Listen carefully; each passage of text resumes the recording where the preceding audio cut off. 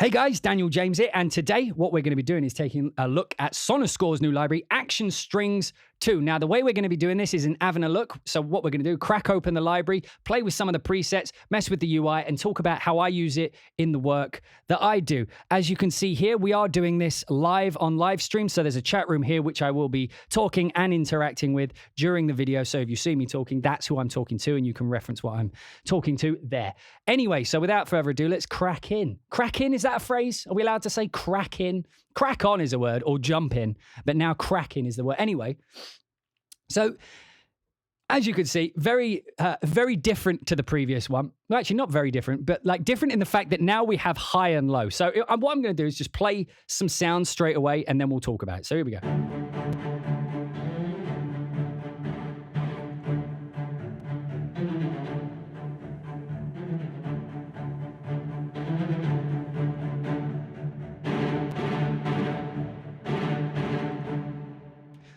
So as you could see, just by pushing a single key, I get like a full rhythm back. And so this is the first initial change you will notice if you used Action Strings 1. In fact, let me see if I can load that up. Action Strings. So let's just load up the old one so we can have a look at how the UI compares.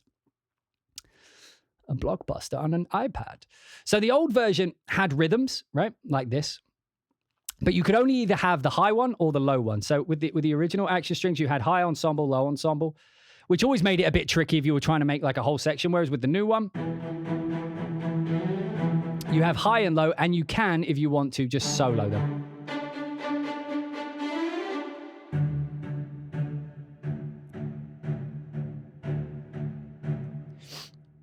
And so, yeah, that's the biggest initial difference, right? That's just something I wanted to show up front so that you can all see how it's different. So the first big thing, you get access to both. But that's not the most important thing. And this is what we're going to be focusing on most today. And this is why I think Action Strings is essential. And I know that's a bold way to start a video, right? Not even this bit, the editor. Now, this right here, I would buy as a plugin. I shit you not. This is by far the best innovation for ostinato strings in years, right?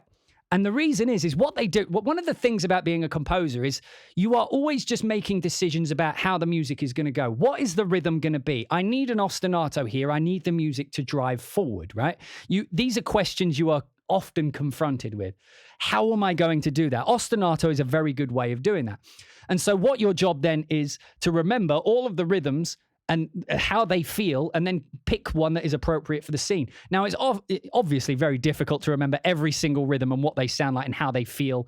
But what this allows you to do is audition the sounds and then change the rhythm as is. Again, if we look at the old one, the old Action Strings, you could have 16th notes, you could have 8th notes, but you couldn't change, you couldn't change mid-bar. You would have to key switch.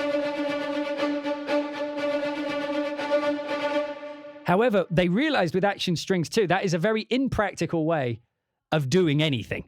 So what they've allowed you to do is now you can just come here, double click, and now I can actually change the rhythm on the stave. And I know this sounds like, if you don't know what this means, this is insanely powerful, because now I have a completely new rhythm. All I have to do is push one key, when it's on the right track.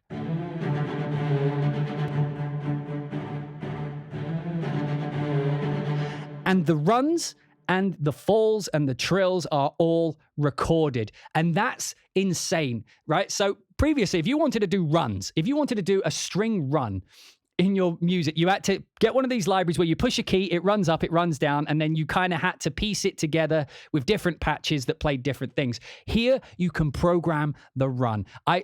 I am fully open to DLC, by the way. Like if they want to make me pay like $20, but they completely fill this out with new recorded rhythms as well. But check this out. So let's say that I want this just to be a run in the high strings, right?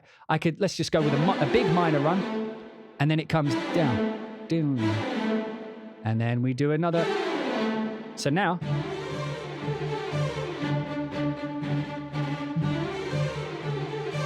that is a custom run that's mixed with the other string articulations. That does not exist in any other library. Unless I've missed it, That genuinely does not exist in any other library. The ability to layer the different articulations into a single layer, right? So now I can create ostinatos that introduce runs, trills, falls, figures that are recorded by live people, right? So you get the actual, like, I'm sure you've all tried to do runs with a spiccato patch before. It's not convincing. In fact, let's put that to the test.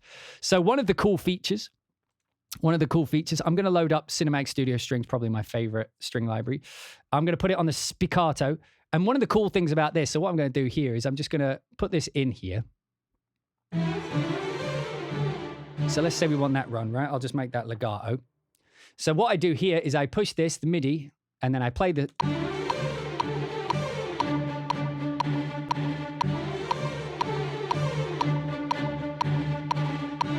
Right, so now when I stop recording, you see it says use the drag and drop. So now I can just drag that out and it's recorded that MIDI performance in there. So this is now MIDI data. So if you want to use this with other instruments, you could write your celeste line in the Action Strings engine and then render it out to MIDI and apply it, for example, let's just say to piano. This won't sound great on piano, but you can now layer it and have...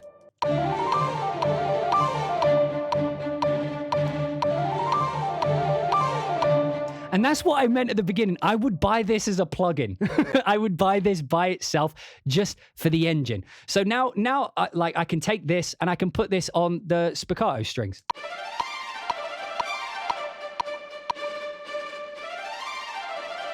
But as you can hear, it's not quite as convincing. And that's why I actually love the Action Strings engine.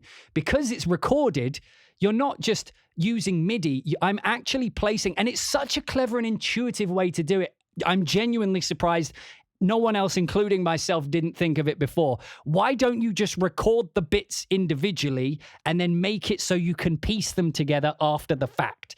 So I can go... So what we could do is we can now replace this. Let's just delete that out of there. Oh, and you, by the way, you can delete... If you delete something and put the rests in, that counts as well. Let's just get rid of these as well. I didn't want to make it an eighth, but okay. Just delete these. So now we can make it so that it's like...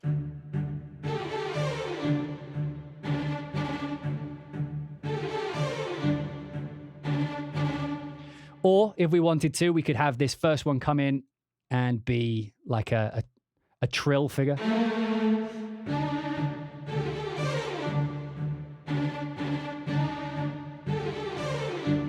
And you can hear, because they are recorded, those runs, those lines are recorded live. Because they are recorded naturally, piecing them together creates the sense, particularly when you put them in a reverb. Like if I turn my reverb up more, I would never have it this. But like, you know, you can do reverb to taste. The more reverb you have, the less you will notice the difference between them.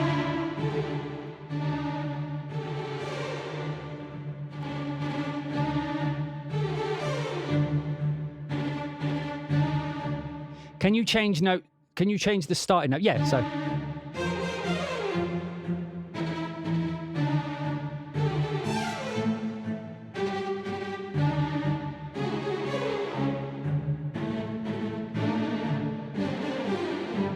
But the thing you have to remember there, so here is one of the restrictions. Here is one of the things that might stand in your way, but there are workarounds, and I'm sure that this is, being as though this now exists as a concept, this concept, I believe, will be adopted by most developers. At least I hope they do, because this is by far the best way to do ostinatos I have ever experienced in my life. But the problem you will run into is, you can see these are registered minor. So if I'm playing in D minor, right? Playing the D, that's fine. But if I move to F, which would be major,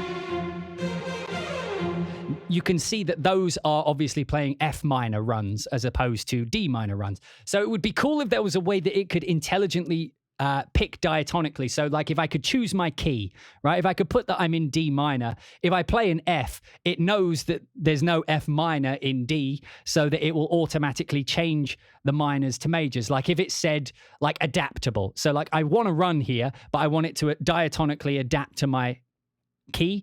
That's my biggest feature request so far, so that I can literally just... Right? What I would love is to be able to just play the notes that I want it to be, and then it diatonically adapts itself to what I'm doing. And that would be as easy as just setting something here and then having the programming, you know which chords are in each key, and then choosing the major or the minor version depending on what note you pushed, assuming it's the root of the note you want to play. So if I push an F in D minor, it knows that it's going to be major. If I push a B flat, it knows it's major. If I push a C, it's major. If I push an A, it's minor. Like, if it knew that, that would be the end all be all of what I would need this to do. That is the only restriction, but there is a way around that. So what you can do is, let's say you've got this, right, is you can come to the main. So this is our main thing now. And I wish I could remember how to do this better, but there is a way. So I'm going to, how do I copy this? There is a way. Is it this? There is a way somewhere to copy and paste. Delete. Oh, here it is, right? Yeah. So copy. So you come to this little thing. They should have just put like menu. They don't put the dots. The dots don't look like options. For fuck's sake. Stop doing this thing with ... I get that it looks nice and tidy, but most people are just thick like me. Put menu. Just make it say menu. You don't need, like, there's space for it. There's just a void here where we could have the word menu. We don't need dots. But anyway, so let's copy this, right? And then what I'm going to do is come down to main, and I'm going to go to variation 1, right? Come to the editor. And then if I paste this, I only pasted the one thing. I wanted it to copy the whole thing. Can I get it to do that? I don't know if I can get it to do that. I wanted it to copy the whole thing. If you can't, like, this is where the extent of my knowledge. If anyone knows how to do that, then that would be great. But what I wanted to do there was copy this. Is this, what's this? Erase, edit. Do we just have copy? I want to copy this and move it onto variation 1. Like, that would be perfect, wouldn't it? Oh, by the way, you can also change the octave here, like while we're here. Use shift to copy all. Oh, what did I do? God damn. What did that do? Maybe I can do it here. Oh, I can save this. Right? Wait, what did I? Oh, God damn it. Can I save this? No. Yes. Upper part. Right, let's just try it this way. I did this the other day, but it's like, when I'm doing things in work, I forget to take down what I'm doing. Right, so let's come over here, change this, and now user. Where's my user? Do I have upper part? Did that save? Ah, victory. Okay. All right, there we go. So upper part. So now what I can do is, because we're in variation 1, what I could do is come to this, and now if I change this one, if I now change this to major, right, and make sure I'm doing the actual same rhythm. Where's the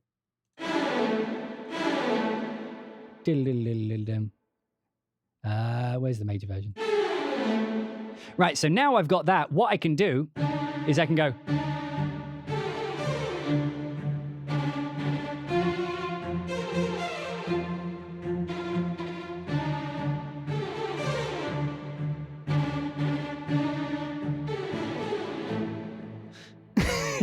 But you can see, like, we figured it out eventually. So you can save these. I knew you could save it, but like, I thought there was a way to just copy the whole part so you didn't have to do the saving part.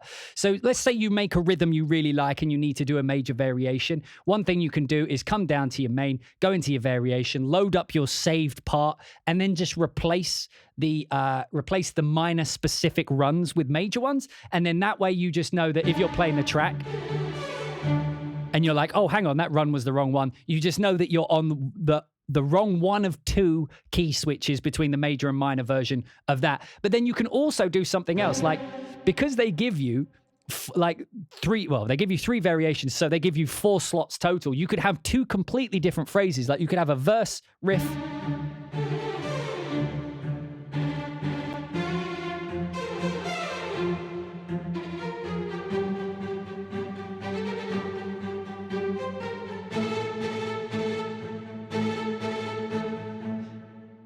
and you can see, like, that ostinato would be like, just laying that out. To lay that out, all I would have to do is go like this. So we do this. So C0, and then the next one is going to be major. So we'll make that variation 1, and then let's go back down to D, but let's go to the next variation, and then let's go back up to F, but with the fourth variation. Ooh, not the staccato, with the fourth variation. What was the staccato, marcato? And then, of course, you can change those, but we're like these down here, by the way, are like the individual, like if you want to, but I don't really use it that way. Like, like I would not really use this as a main string library in that way because the other features are so powerful. I'm not sure why you would. But now if we watch it back. Hang on, let me do it here so you can see the whole riff. So now if I play it back. All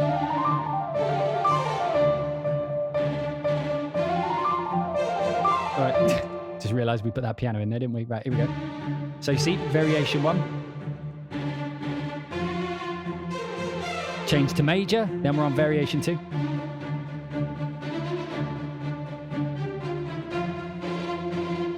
And one thing you might have noticed there is because this is, it's slightly off center. So I haven't done my delay offset. So as you can see, if you watch the key switches, is key switching after the fact.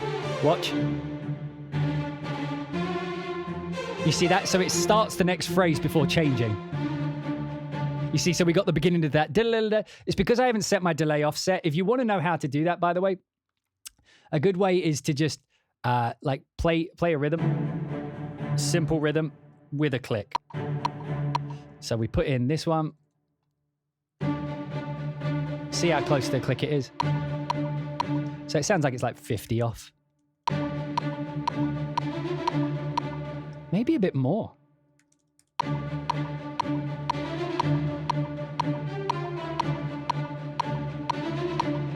Right, so it's about 80 back.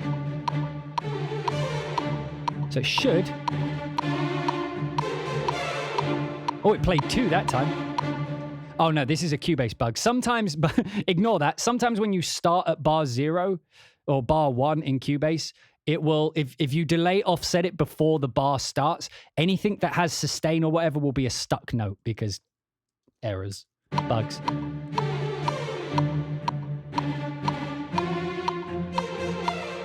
It's still changing late, isn't it?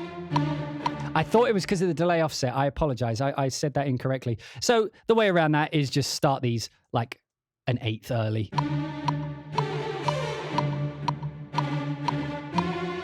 That seems to work well.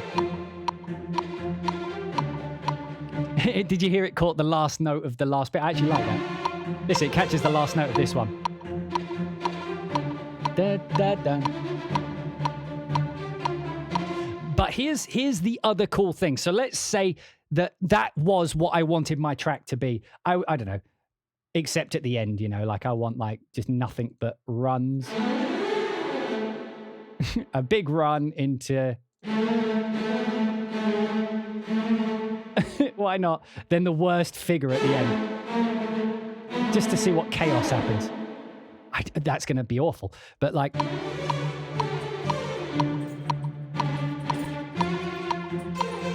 I'm curious. Here we go.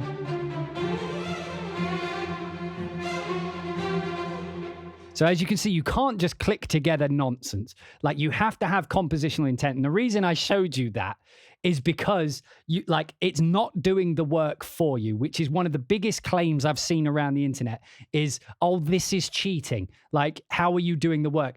And as I always say, it's compositional intent. If my music needs an ostinato, previously, I would go with something like dun dun dun dun dun dun dun dun dun dun dun dun. Not because that's the only thing I knew how to do, but it's the only thing I could do convincingly with samples. What you can't do with samples is and make it sound good and convincing. But if I want that in my tracks, I can now do that because I have the option to. And it's not cheating because the only thing that matters as a composer is compositional intent. Sitting here without touching the computer, this is the song I'm trying to write. I've got a song or an idea in my head. I'm trying to achieve it.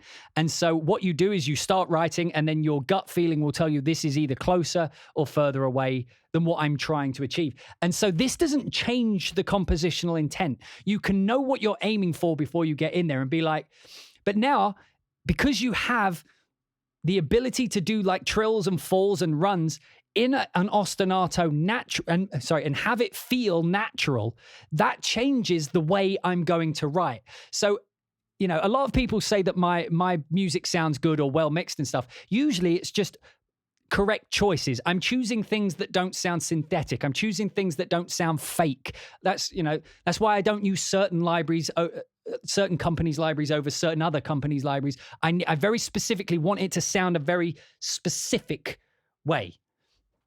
And so having the option, sorry, and because they didn't give you the option to layer and create ostinatos with these natural feeling things, and the best thing you could do was a spiccato run or something, I would choose not to do that because it didn't sound good, right? And because it doesn't sound good, it won't sound like, what's the phrase? You can't polish a shit, or polish a turd, I guess. You can't polish a turd. It's like if it sounds bad, or inappropriate, you're not going to be able to force it to be appropriate. And so you just wouldn't write those kinds of lines because you know that trying to do a run into do a run into a chromatic figure would sound shit. You understand that it would sound awful. So what you would do is just avoid writing it. Sorry. So the thing that Action Strings 2 allows you to do, finally, as we keep saying, even if it's just at the beginning, you know.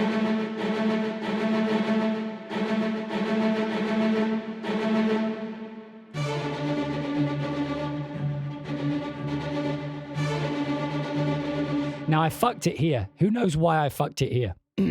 Because I put... why this little extra note happened here? Bizarre. It could be because we're only doing... Mind you, a triplet's a beat, so that should be fine. Let's just delete all of these again. Delete, delete, delete, delete. Don't know why those ones stayed. Right, let's try that again. Right, so I want to start with a run. Well, I want to start with a full.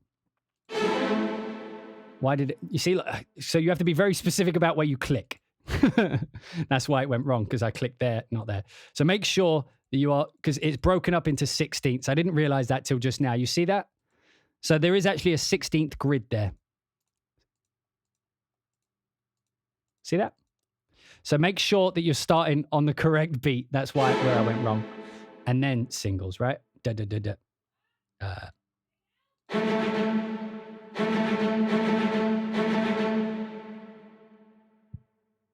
What? Yeah, and then I want to... Okay, so what I'd need to do here is just the 2. And then we'll do a different... Like, even if you're doing just a basic rhythm like that, just having the ability... Why does it keep doing that?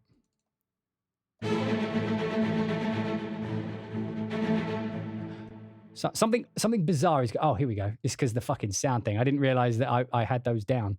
So as you can see, like, one of the other cool things, and this, in fact, let me do this with the run. Let me just pull up what our run version. So one of the cool things... Hang on. So let me pull up the... This is why I want it as a plugin, because contact and moving the wheel around. First simple rhythm, PG fight. That wasn't... No. All right, let's just go with first simple rhythm. Jesus, that's awful. Sorry, I thought that was a better rhythm. Right, let me pull up a good rhythm. A good solid rhythm. We'll just use one of theirs.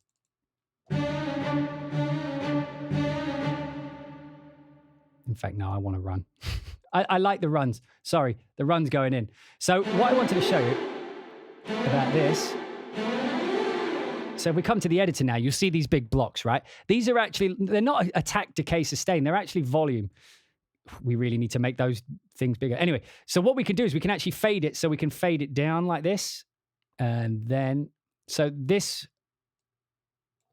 pattern will get quieter, and then will come loud. And then this one will go from there, come down a little bit, and then just go really loud at the end like that.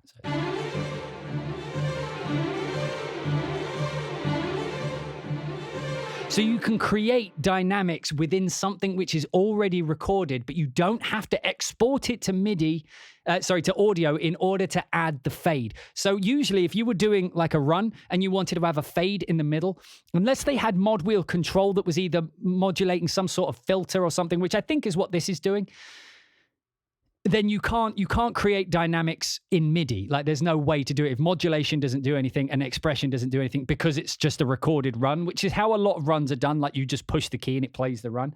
Like this allows you to actually program it in. So let's say we've got the run like that. Now let's actually change this into like the basic rhythms. Right, so let's say we got it like that. We come back to the editor. We can have these just accent the beginning and then these two at the end. Accent just the end, just to see what kind of rhythm that would create.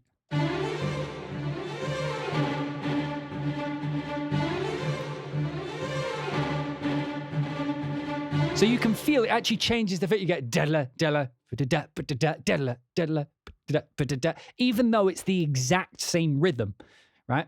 Again, let's try this with a different rhythm, but like at the front. Let's just try diatonic figures. So there we have like diatonic figures. We'll do the same thing here. We'll go loud. Fuck. They need to make these controllers like bigger. And then we'll do the same reverse. Just again, just changing the rhythmic feel of these things. So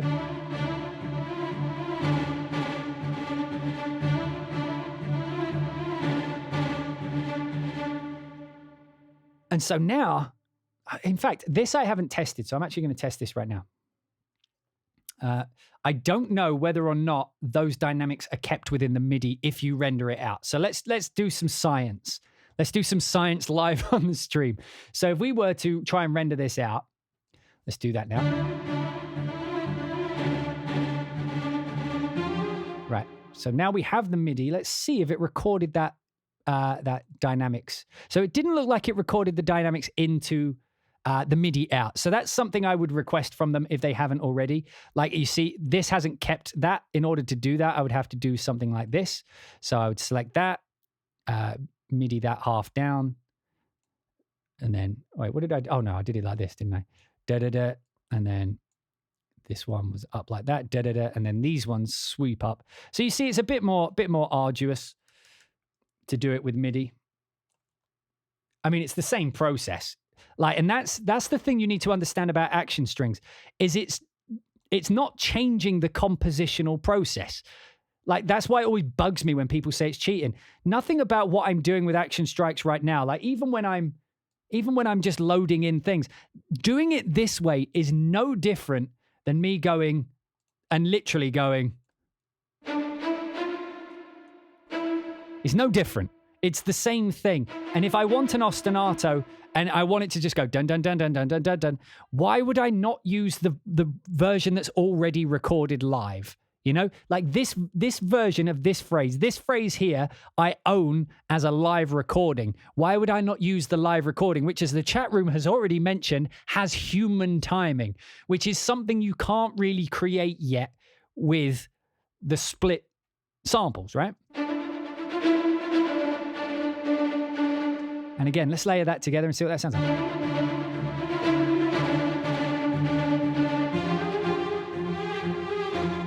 Like that actually sounds kind of fake. Like I'm not a huge fan of how it actually went. And you can also do this, by the way. You can actually, you can change the note on the thing. So let's say that we want this first one. We can change this so that it's actually on a different note. So we can change this. Let's go. Oh, fuck's sake. This is the reason I wish it was a plugin. Because like if you click the wrong thing, you end up clicking the UI away. Look how finicky that button is there. Look, it's right there. If I click here, I get it. If I click here, I move the whole UI. I hate that so much. But anyway, so let's move this up to like 5, and then this one to 3, and then this one to 2. Not that you would do it. I'm just going to move these back to normal if I can. There we go. Just all normal. There we go. Right, that sounds awful, but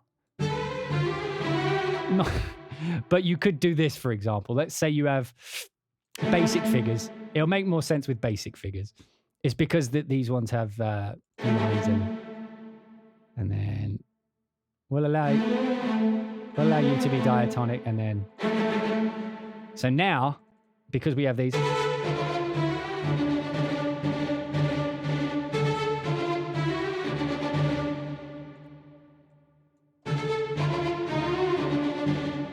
Oh fuck.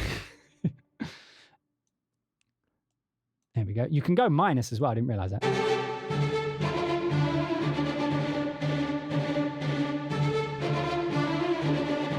And again, let's just render that out. So let's delete these. We'll get this in record mode.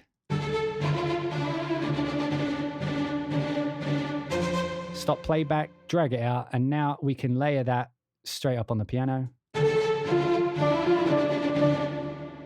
And that's the power of this fucking thing. Like, it's not even like people are like, yeah, but the strings sound shit. DJ, you don't need another string library. You bang on about it. With this library, the strings are secondary to the technology. The technology of this library is why you buy this hands down without thinking. This is why this is a no-brainer, because it's the newest technology for ostinatos, but we call them brostinatos because that's kind of how they're used now. It's giving you the ability to do this in a functional way which makes logical sense, looking at the actual rhythms and being like, oh yeah, like doing something like that is a much more creative way than doing it like that. It's like a cheat sheet. It's just reminding you, like for people like me who have notoriously bad memories for remembering incidental information, like how da-da-da sounds different to da-da-da-da-da. Like I know how they feel and I can remember those, but like sometimes just auditioning them, you're like, oh yeah, like that would fit so much better. And it allows your composition to grow alongside you, and it's not doing it for you. Like cheating is when it does it for you. All this is doing is presenting you with the options you would otherwise know, but you may have forgotten. It doesn't change your composition. It just reminds you of what you can do. And then it's up to you and your compositional direction and intent to utilize that tool to create music. It's not creating the music for you, which people seem to be insinuating that it is. The other thing I notice about this is it's got like that's a piano.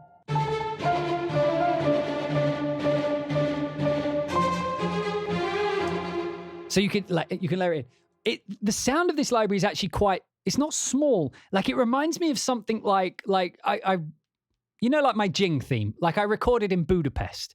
Like it sounds like that kind of string library. And in a weird way, and you guys on YouTube and here can correct me, but I feel like we have so many like basic sample libraries in the big rooms now, in Air, Abbey Road now, Teldex, Sonuscore in stage.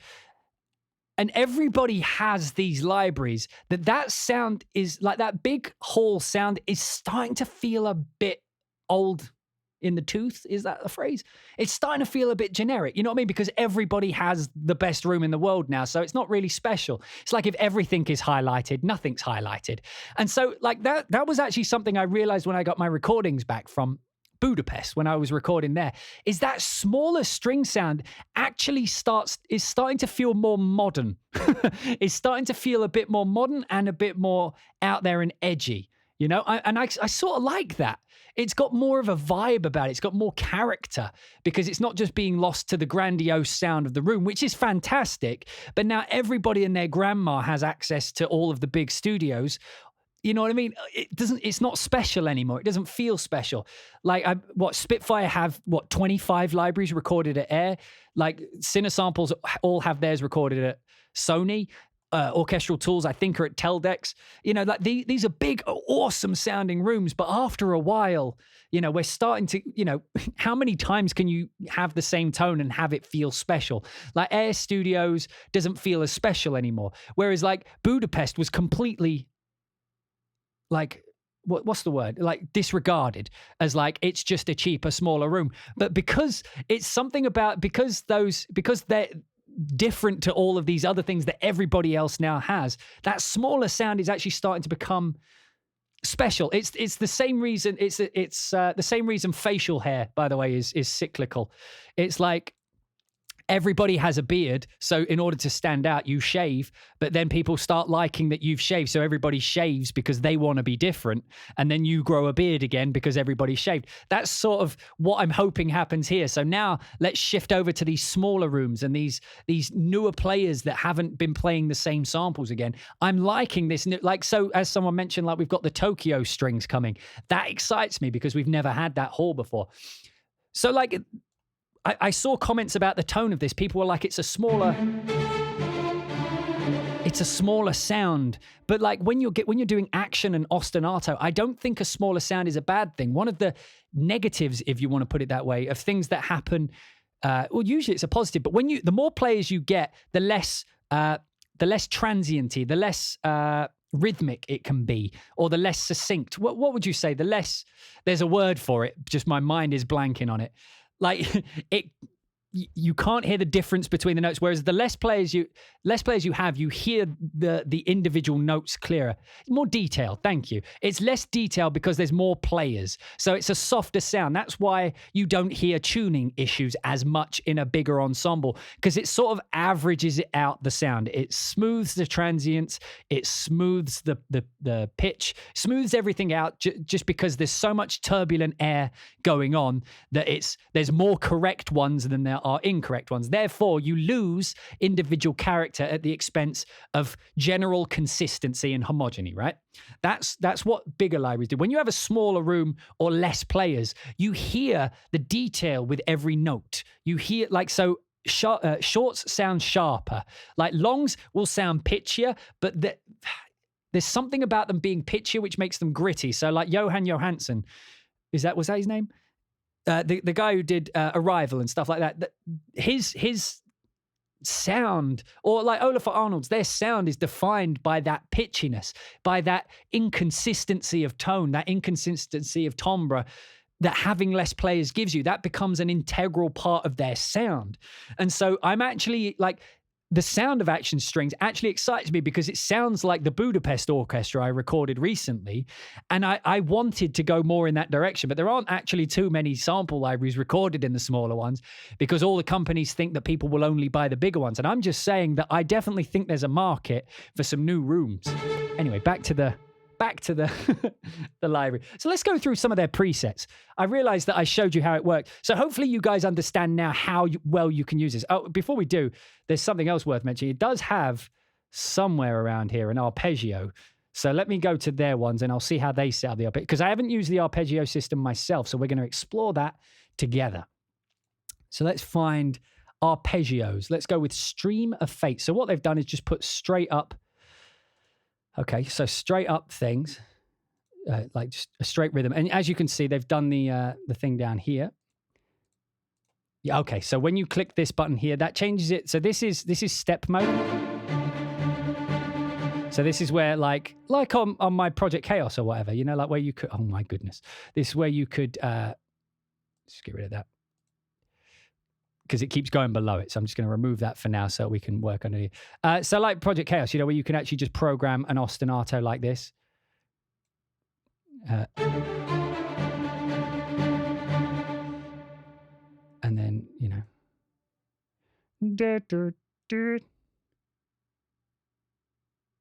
You know, or whatever. Or whatever the fuck it is, you know. Like we'll do a nice little rhythm like this.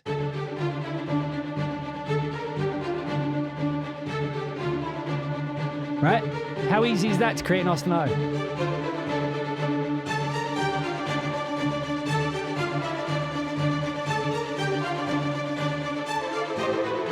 But you can't play chords like that, obviously. Unless you want some really interesting harmony.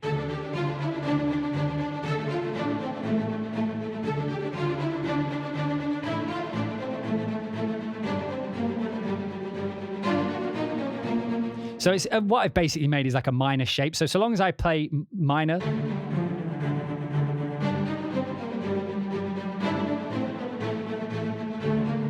or at least what you would expect to be minor.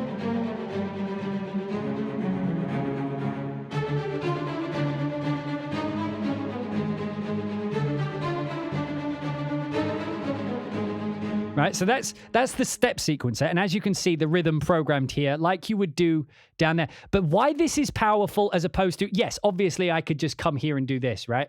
I could just go, duh. Wait, what rhythm did I play? So like, duh, duh, duh, duh, or whatever the fuck it is. I went up to 7. Wait, so yeah, that's what I was doing. So like, I'm just doing that, right? I'm just doing that. And obviously I could program it, but the thing you can't do here is, like, if I wanted to keep this rhythm, let's say I'm working on a project, right? If I'm working on a gig and I create an ostinato, which is represented, let's say that represents a character. Can you do Phrygian and stuff? Well, it depends how you programmed it. So like, let's say that this was, so let's go D. So then we go up to the 3rd, and then we'll go up to the 5th. And then what we'll do is we'll actually go up to the 9th, right? Which will be that. Which would be a G major, but that's going to be too awkward for me to program this way. I wouldn't program it this way. But like, the other thing, by the way, is I've only been editing the top one. So now let's actually go look at the low one. Wait, actually, no, let's not. Let's get to this what I've been trying to get to. So if I click this, changes it to an arpeggio, right? So here they've set out the notes and they've set out the rhythm. But now if I hold a chord,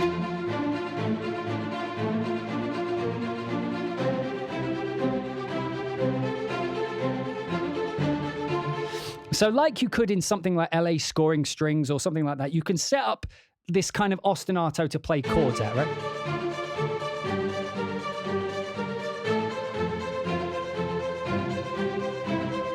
Right? So you can do things like that. I'm just going to solo this because So you can do things like that, and obviously you have different pattern types. So this is the most common one for movies.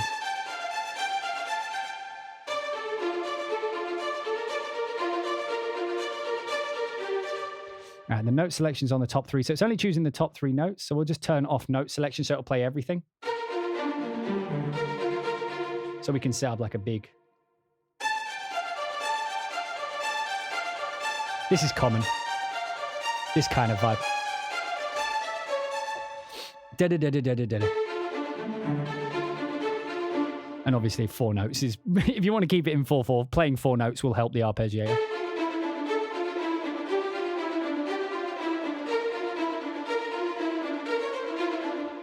Can you mod wheel the dynamics? You can.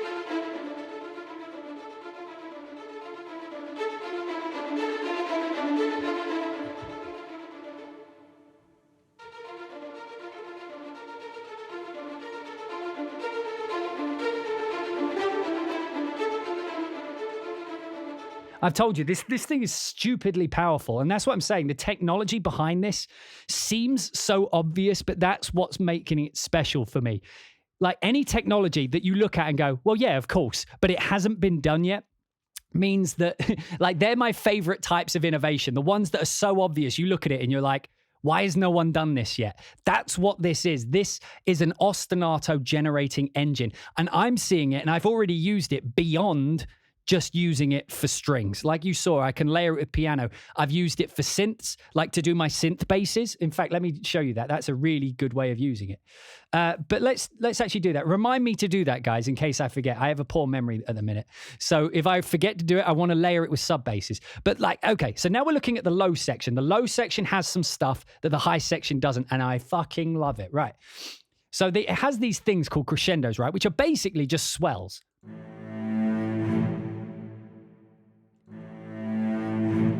And then we can put like, and we'll delete this one.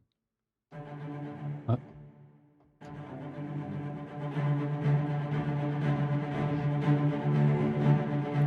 Dun, dun, dun. So we can go burn, and we'll actually swerve and go louder, and then we'll hit this really hard, and we'll have this crescendo up like that.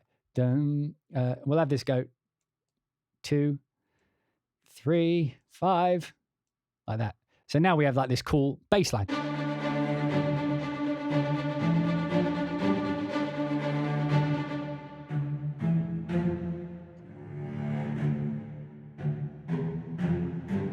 In fact, on that last note, we can make it a trill. And you see how much easier this is.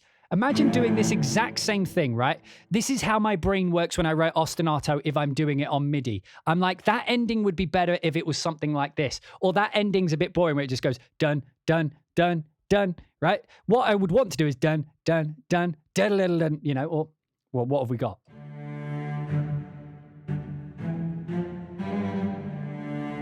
Now, that didn't sound great, so I can change it. So what we can do is go, that didn't quite work. So we're up 5 here. That's probably why it's sounding a bit weird, because...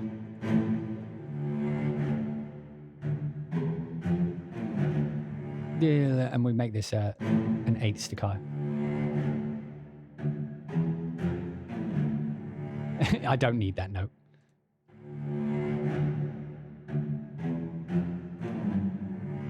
Doesn't work at all. So we can delete it. So let's just put, actually, I wanted a... Oh, that's why. I forgot to mention. So in the singles, you have the options to the tremolo and stuff here. It's the only one that has a sub menu. That's why I missed it initially. Sorry about that. But as you can see, none of the others have like a little sub menu. But if you look here on the singles, they actually have Staccatissimo. So if I wanted, that last note can actually be sustained. So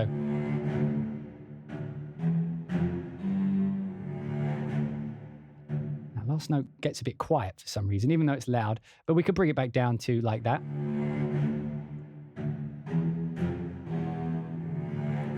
What I would probably do, actually, is I would probably make it something like a tremolo to make it a bit more characterful. So we can come over to like a tremolo, put a quarter note trem in at the end.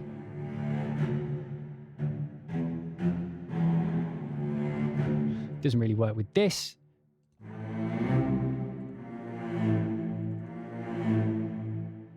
Damn.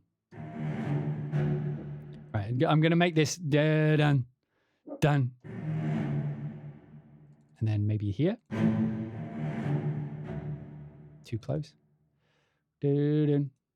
Like the problem is like now you can see like how chaotic it gets when you start deleting stuff. Like the stave has completely disappeared there. Wait, if I put the click. So is it this one? Not now, dog. Not now. We're trying to make staccatos.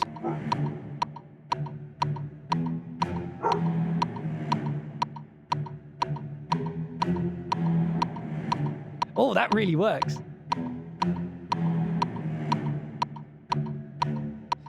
I mean, it's a weird rhythm, but...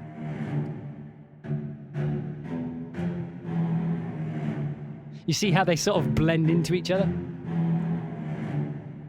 It's the completely wrong rhythm, but it's because I've completely fucked everything up here. Just have it do that 4 times. Delete, delete. Like, I'm still trying to figure out the times when it decides it's going to hang over like that. Because these are supposed to be 4 beats, 4 beats, 4 beats, but for some reason it added an extra beat there. You see what I'm saying? Like, so this comes with an ending accent, but you can, like on some of the ones that come with an accent, so like this one, right? Let me delete this. You see, if I delete it, it puts the accent there. So don't make the mistake I keep doing and thinking that the next beat is this one. It's not. It's this one. They give you an accent.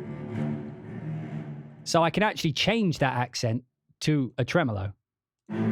So it goes.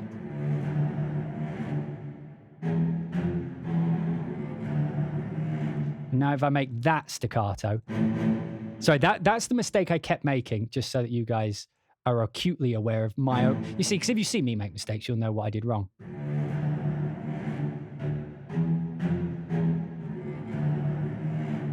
Just the way it goes in between the notes. I love it so much. Variate. What does variate do? Variate. Just changing it. So let's change this gliss to a trill figure.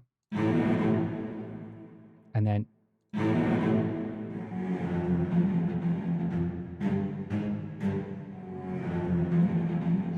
it needs to go dun. And it's this one, isn't it? It's this one that needs to be the thing. Now, obviously, I'm fucking up a lot right now, okay? So it takes a minute to learn. It takes a minute to get the hang of it. But I genuinely believe that if I can get good at this, it's going to save me so much time in the long run, because this is a much more intuitive way to make lines which feel more natural and musical than just doing the MIDI.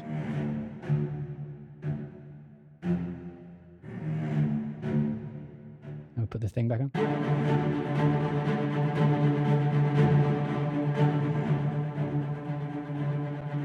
And another cool thing you can do is you have a mixer where you can actually mix the high and the low independently. So if we like this,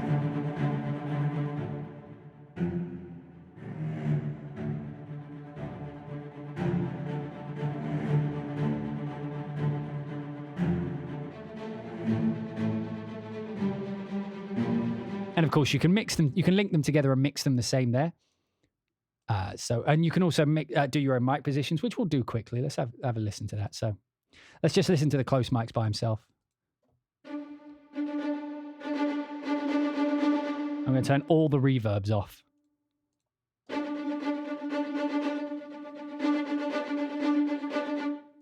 With the spot, which is just another close mic, basically. Tree. And then far, which is the room. As you can hear, dry. I was going to make a really crude joke then. Dry as anything. It's a very, very dry sounding library. So it comes with its own reverb options, right? Which gives it the room sound. It's a smaller room. I prefer like. And then if I put my own reverb over that. And now if we play a rhythm that has everything, and let's actually choose a rhythm that they've done, not one of mine. PG Flight. Sounds like a, what's the word? Like a comedy. Basic rhythm. I don't want basic rhythms. Give me some cool rhythms. Give me some melodic ones. Action hooks. Oh.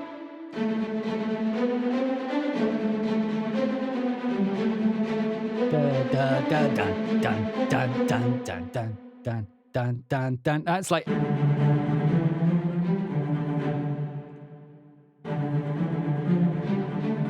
So one cool tip on this is just the octave build.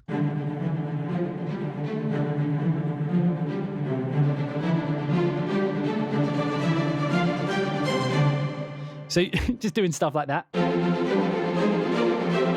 But you can't play chords. I mean, it's what you would expect, I imagine. But now if I switch this one over, right, and we go to the low, and here's what you want to do. So if you want to play this with the high and the low together, right, but you want to keep the bass doing the bass, what you do is you come to the bass, you put it on the step thing, but you make sure it's only doing the lowest note. So it will only play, if I play a chord, it should only play the lowest note.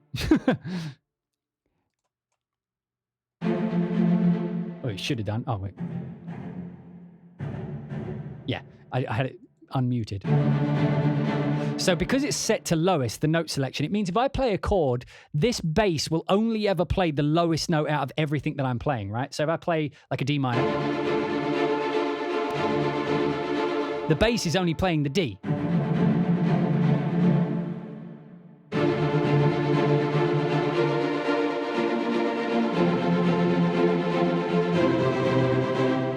To play the most common thing. So now if we come to the high and change it over to an arpeggio, right? Wait, why didn't that change the way I wanted it to? Oh, that is the arpeggio. It's because it's playing the pattern. Okay, so here we go, down.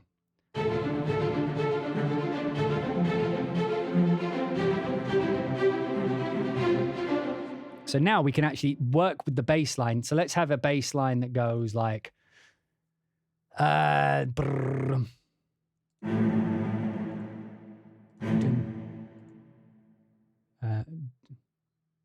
there. Is that right? That feels wrong. I'm trying to do an offbeat. Is that offbeat? Feels like it's offbeat. dun, and then da, da, da. And then one more.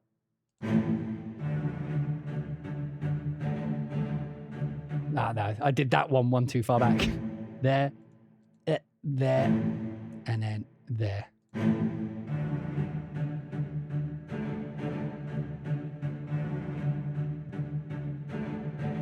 Now together. But now, because it's an arpeggio, I'll play a chord.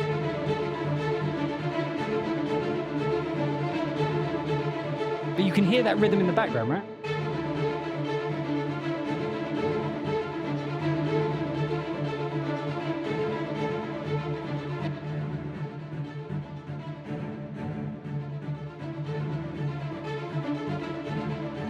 And you hear how they're working together. And all I'm doing, literally, I'm just holding the chord.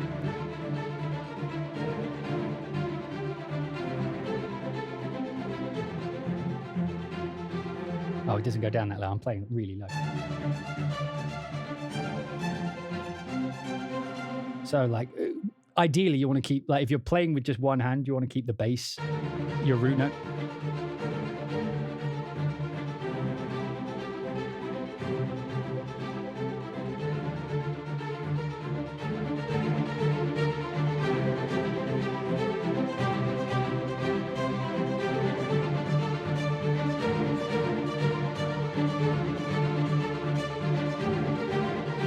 So you could see, very easy to do. And of course, that is like, I use the down one all the time, the down arpeggio, but mostly just because it's the most like common and easiest one. Obviously, you can go zigzag up and down if you really want.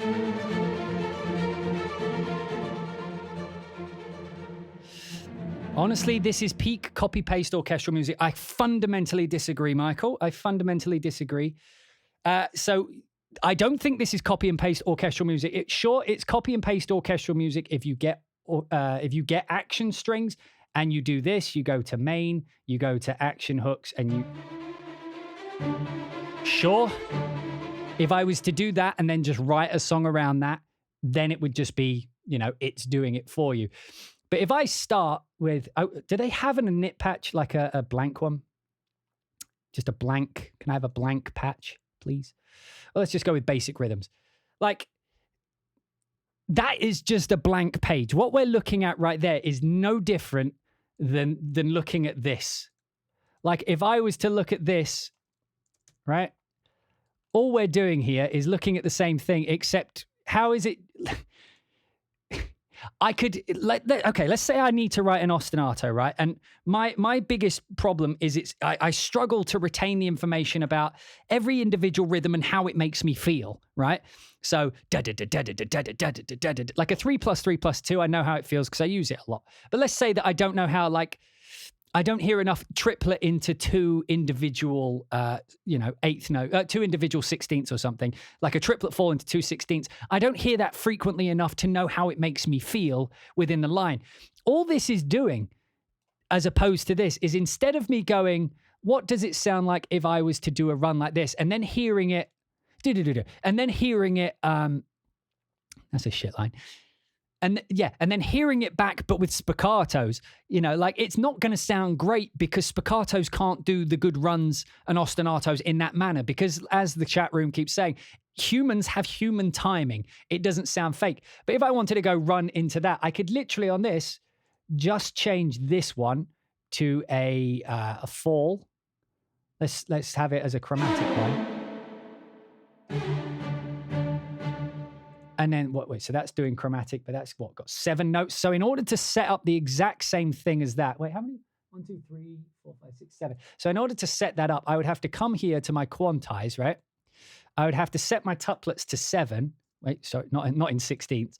I'd have to set my quarter note tuplets to 7. So there was 7 notes. And then I would have to chromatically...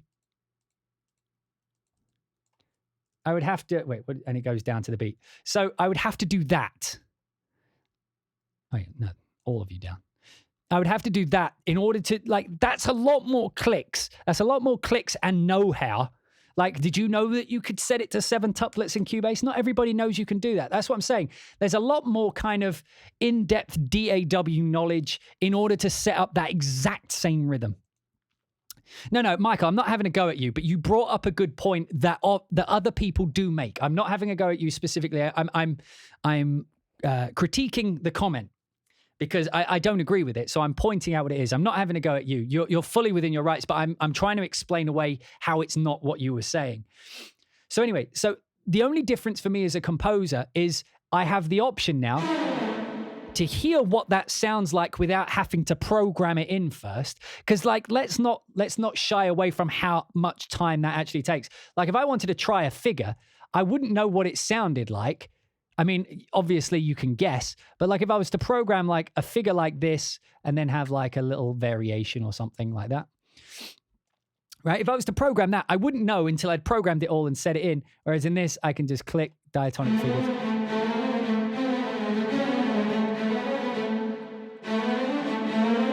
So let's say it's that one I like. You see, it allows me to audition the kind of thing I'm looking for. And not only does it allow me to place it into the same line alongside the other shorts, which up until now literally didn't exist as a technology. There was no way for you to do that, except for maybe Orchestral Tools string runs, but that didn't let you layer in other rhythms. It only had runs. It's the similar concept, like it would have the individual blocks of phrases, but you couldn't layer it in with actual shorts. So all this is doing, like the comment you made, which again, I'm not just attributing to you, is that this is just copy and pasting music together. It's like only to the point of your compositional intent, because if you don't know how to write music, no amount of clicking this shit together is going to sound great. This is no different than fucking around with the faders on Art Breeder. Like if you move the faders on the Art Breeder, what comes out sounds good, but there's no intent behind it. You had no composite, like you just sort of went with it and figured it out. And music, unlike art, is sort of difficult to make sound appealing. Like it's very easy to make bad music that people don't want to listen to. So this tool is not going to make you an amazing composer, but if you are a composer, it is not only going to save you time, it's going to give you more flexible options. It's going to give you more variety in the types of lines you already create. And it's going to allow it so that you can now convincingly do parts in ostinatos that you just couldn't do before. The technology didn't exist. So I don't agree that it's just a click together, but just so that we're all clear, Michael, not having a go at you directly, but the point you made is one that I've seen on VI Control, that it's like it's doing the work for you. And it's like only as much as a music theory book does the work putting these figures in your head in the first place, because it's not, until I commit, this isn't doing anything. And it's no different. It's no different than just doing a line like that, which, I mean, I learned that figure from a music theory book. So did the music theory book, was that cheating? Was it cheating for me to find other lines that already existed? All this does is present it in an easy to digest way where I can, with my compositional intent in mind, figure out if this is closer or further away from what I'm trying to achieve. But for me, like, I'm not even, like, the basic figures I will probably end up manipulating because obviously, you know, as we mentioned, so if you do a single line like this, let's just say that that's our line, right? And then I MIDI record that.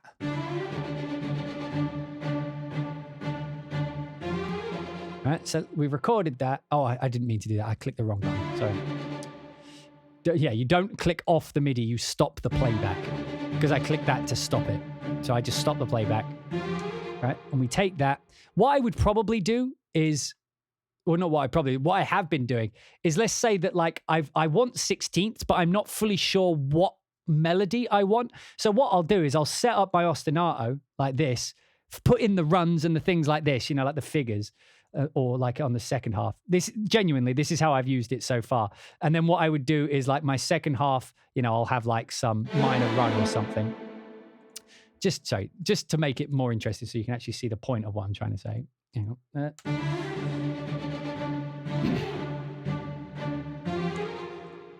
oh, fuck, I did it again.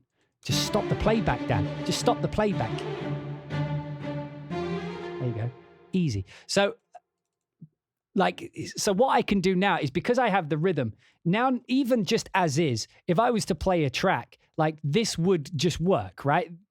if you know, if we were in D minor, this would just work. But now that I've put it into MIDI, it means that if I wanted to, I could keep the rhythm, but like completely move it around manually. There's nothing to prevent me from doing this. There's nothing to prevent me from manipulating the information after the fact. However, it makes it so much easier if you want to audition. If you want to audition whether a line's going to work, this wouldn't, but...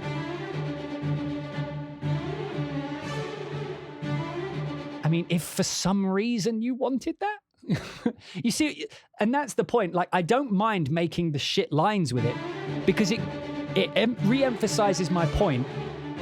It re-emphasizes my point that this isn't doing the work for you unless you're relying on presets. But what it is allowing you to do is quickly put in these like septuplets, put in these extra chromatic runs, which sometimes you're like, wait, when I'm doing this run, do I do it like this? Do I do it like that? Like, what is the more accurate way?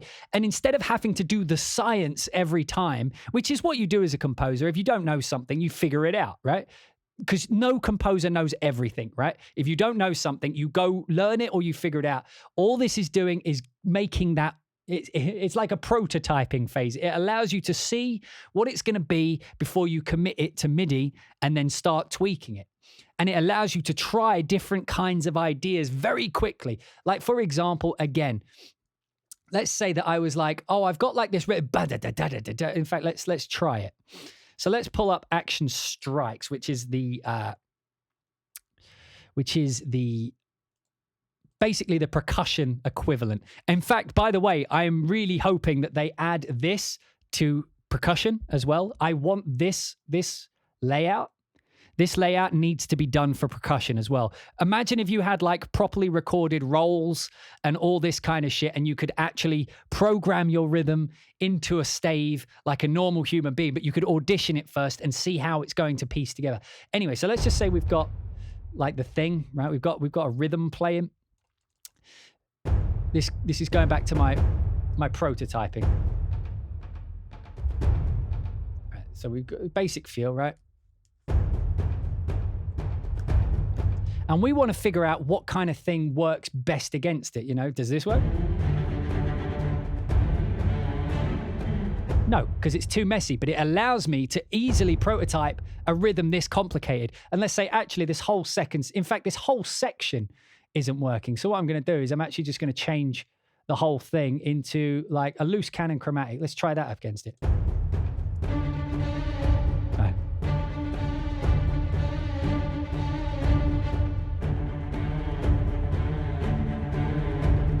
And so I know that rhythm works, right?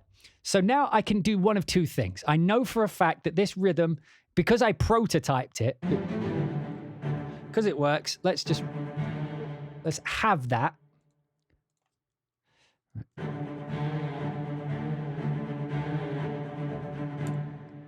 Right, and then now we've got it as a layer. We can put it on the piano, put it up an octave.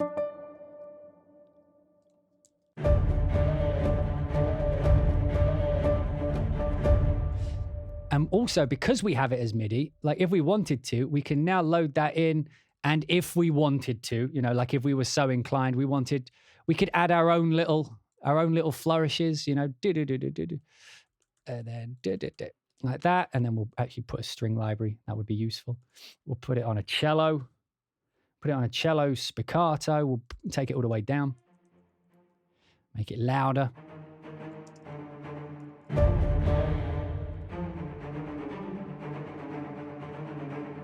And you see, I've already made it more my own thing.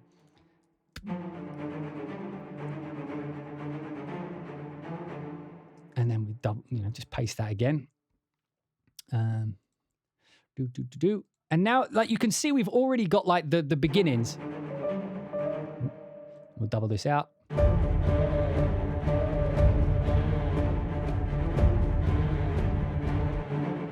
This needs to be -80, doesn't it?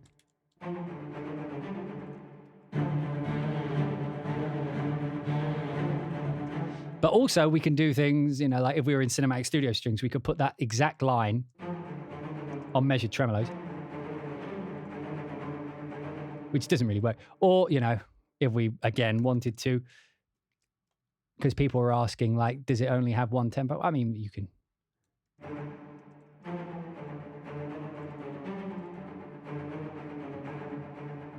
And that one ostinato just went from being, what, 15 seconds to like 30 seconds long. So we'd like doubled the length. But because like now we're playing the same line, but on a measured tremolo. If it was just normal, it would be. But a measured tremolo is the equivalent of doing this. It's like selecting everything and then having it on the second part. It doesn't sound as good, so I'm measured trem. And now that line that was based off of something we've already got, because we were able to export it as MIDI, now we can take even the things like those runs, and if we just stretch it out, half time it, and put it on something like a measured tremolo, or double the pattern, or change some of the notes, now we've taken the action string served as the initial like inception device to allow you to formulate the idea that you already had in your head. So if you have compositional intent in your head, I know I want my music to do this, go in that direction, and then you can easily audition it and do the science of figuring out how that line in your head is supposed to go. You can do it very, very visually on the stave. But not only visually do it, you can audition it. And that's important. I know that sounds insignificant, but you can look and be like, oh, maybe, no, it's not like that. No, that wasn't right. No, it's more of a fall. Ah, that was it. And then you put it in. What track's that on? Number 1. And then all of a sudden you're like, oh, okay. And you see how that adds a whole new life to it. Let's add another one here, but let's put like, so that one was minor. Do we have another one?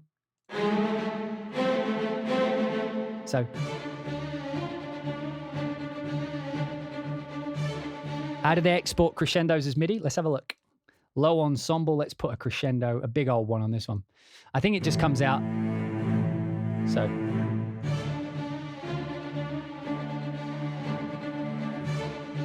I actually really like that. Put another one there.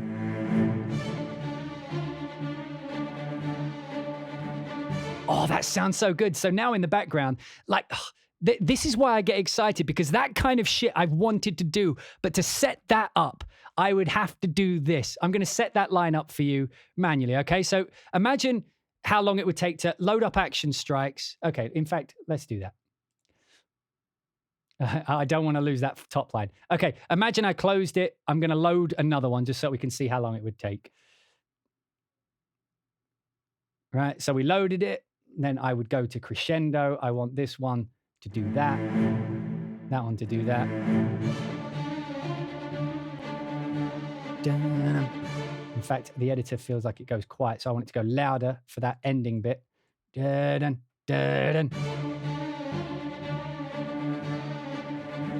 Right? I like that. So in order to program that, I would have to go, so what is that? A bass. So I would have to go with like this, I guess.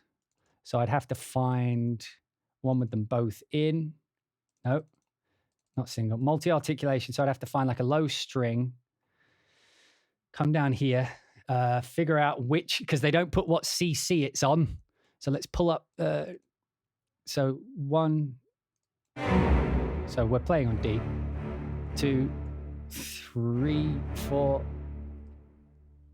don't know why that changed, but oh, it's up here. And then da da da.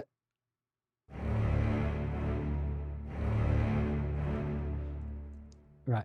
In order to do that exact same line, so we've only got it once. Fucking hell. Cubase is being horrible to me today. So then I would have to come down and figure out what the articulation or the key switch is. So I guess we want that one.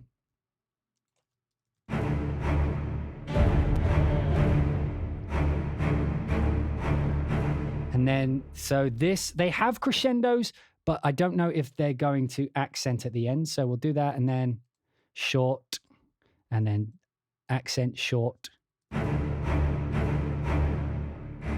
So that doesn't work. So we'd have to do this as a sustain that has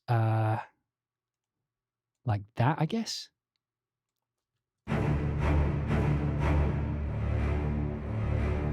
So that's how much work it would take to set up that exact same line again. Oh, actually, we haven't changed the... So this one's got... So now if I play them together... If I play them together, now they should match. Oh, wait, this needs to be back. Right? That's how long it took me to set up. Or I could set it up in there, go MIDI learn.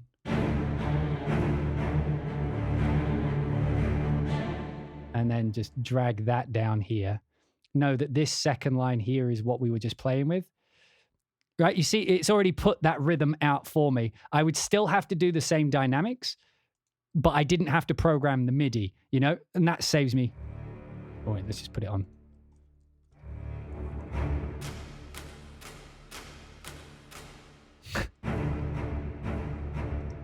And we can actually do this and layer it. We can have it go, which is actually a really complementary layer to what the other thing's actually already doing.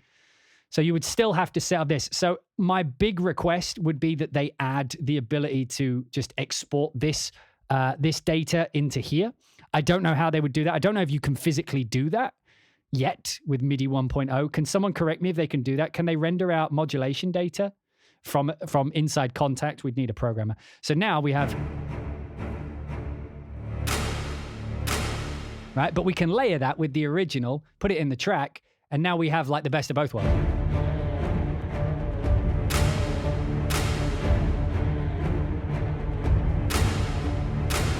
But did you see how much longer it took me to program all the notes in manually than it was to figure it out? And once I'd figured it out, then just load in the MIDI in.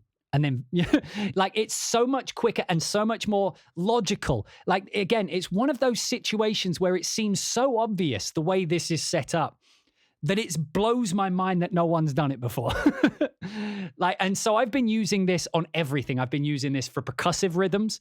Literally, I've been using it to like program like a tom drum. I'll show you how we do that. So let's pull up a tom drum. Let's just pull up like a nice like a drum that's... What drum is really snappy in that way? I don't know. Let's go with like an ADO Epic. Epic DAW is usually pretty clean, isn't it? Right. So what we can do is, well, let's just go with, for consistency's sake, like this is something else that will save you time. Not that you would go this fast. I mean, that's a bit extreme. But like, so this is rendered data. I would probably use the bass as opposed to the fucking top line. And now we've put it on number 2, and now we just need to find where Now we put this on drums. That's because I fucked these up. So we put these like so that they're all playing the same drum. I now have that rhythm layered exactly to the rhythm of the string line.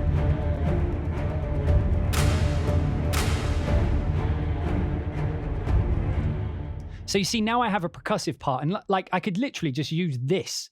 Let's say that I wanted like, I don't know, some just really basic like dun, dun, you know, dun, dun, dun, dun, dun, and then, I don't know,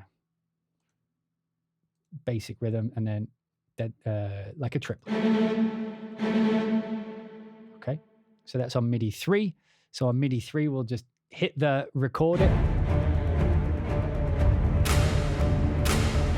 Wait for one loop to go past. Now we have this as a thing, but it's also going to be a separate rhythm. So now we have this, which I just programmed here as MIDI. Saves me a bunch of time programming that rhythm in. And here's the other thing, by the way, the people are like, why don't you just program that in? I don't know if you guys notice this, but there is like a human kind of displacement of the MIDI data. Like it seems a bit more natural looking. Like if I quantize it, watch, the notes will move. Wait, okay, they moved because they went the wrong way. You see, like they're not on the grid. They're not perfectly on the grid. But anyway, so now that we've got that, let's just load another percussion instrument in. ADO again. Let's bring in, I don't know, the Epic Taiko. This is going to be horrible. This is going to be horrible playing this fast, but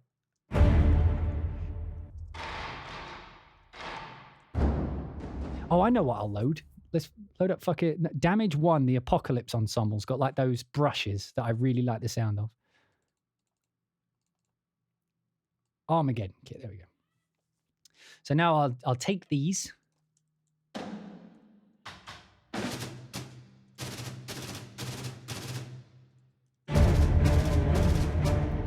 So that we stretch that out so it's so we could go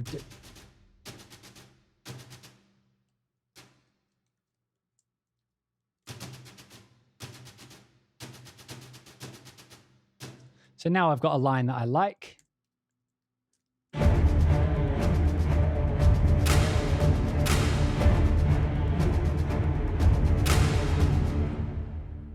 I don't know. Now let's. I don't. We're just going with this. This, by the way, is like just improvised composition. Like this probably isn't something I would do. So I'm just making it up as I go along, feeling it out. So now if I come over to the low ensemble, let's just make this like, and then here we'll do like these. I don't know how it'll handle the crescendos. I'm curious to see. So let's have a look. What track are we on? 3. Right, so let's put this in MIDI record enable. They should make this button bigger because I feel like this is the main feature of this library. Like I would make it MIDI. Anyway. Right, so we have that. Let's bring that down. So we want the bass one. Right, let's drag it out. Come on. There we go. So it's the bass one we want here. Wait. That isn't what it played at all. Is it this one? Weird. Why didn't it record what it actually played? Let's try that again. Right, MIDI 3, MIDI record. It is there. That sounds great, by the way, like the...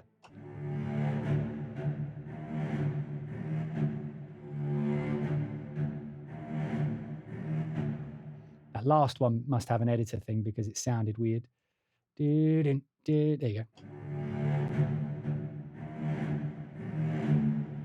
Right, so let's record that out.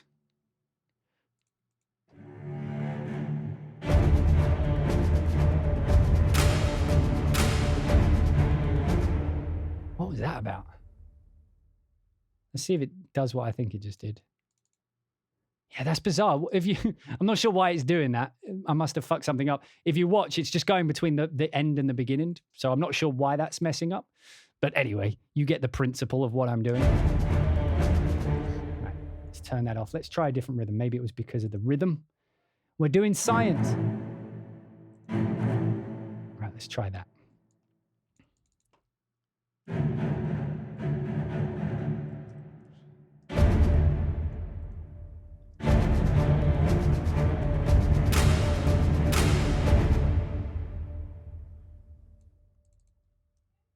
So not that one. What? Is it pulling the what? What line is that pulling? Is that pulling this one? Because that's not the line I played. Look. I played da da da da, but it gave me.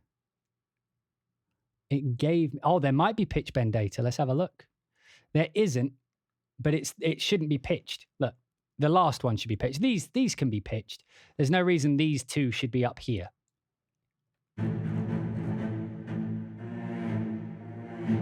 Like this I can understand because then we can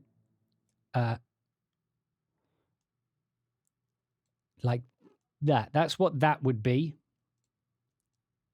Like that. But there's no reason these ones should be here. So I'm not sure why that's working. Maybe if the developers are watching, they can figure out this bug, but that was not the rhythm we actually rendered out. Let's try a different one. See if it's just, maybe it's this patch. Maybe it's this specific rhythm that I've messed up somehow in some inconsolable fashion. I mean, that's just basic. Let's find a decent bass line. Or just Wild Horde. Let's go with that. So, all right, we're doing science. That's why we do these live, because then you get a good idea. of what it's actually like to use in the real world. There we go. That one's working. So it must have just been that patch. Must have just bugged it out somehow. But anyway, so now we have that rhythm. Let's come down here, put it on another drum. In fact, we don't even need to put it on another drum. So if we put it all on the same track, we put it into like this. So now, so that's the rhythm we're playing here. So now we put it in with everything.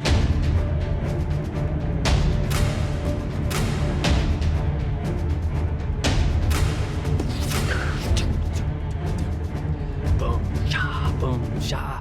And you see how like this is not just the usual, like most bro staccatos are literally just like dead. You know what I mean? Like it's just this shit over and over again. Or the Batman. The Batman's a common one. People love doing the Batman these days, which is everybody does this.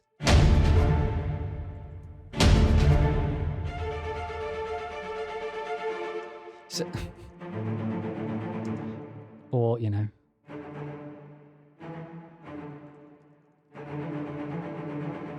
You know, the ostinatos were very, very, not basic, static.